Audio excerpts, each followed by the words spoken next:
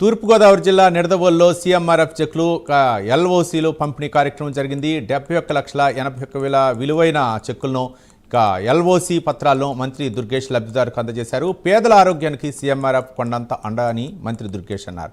నియోజకవర్గంలో ఇప్పటి వరకు 998 మంది లబ్ధిదారులకు 6,79,00,000 ఆర్థిక లబ్ధి చేకూర్చామని మంత్రి వెల్లడించారు.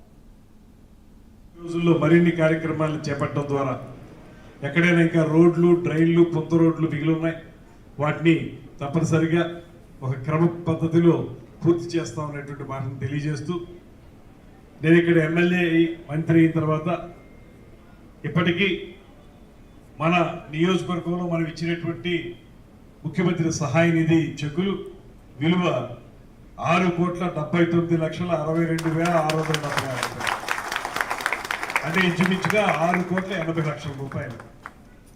1,00,000 తక్కువగా, 37,000 తక్కువ, అంతేగాని ఇంచుమించుగా 6,80,00,000 ఇవ్వడం జరిగింది.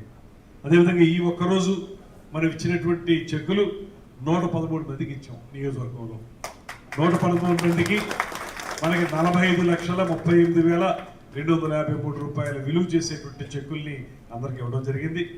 అదేవిధంగా ఎల్ఓసి ఎవరికైతే వైద్యం చేయించుకుంటామంటే ముందుగా మనం లెటర్ ఇచ్చి మీరు వెళ్ళి చేయించుకోండి, మీకు అయ్యే ఖర్చుని ప్రభుత్వమే భరిస్తుందని చెప్పి వారికి లెటర్ మన ద్వారా వెళ్ళినటువంటి వారు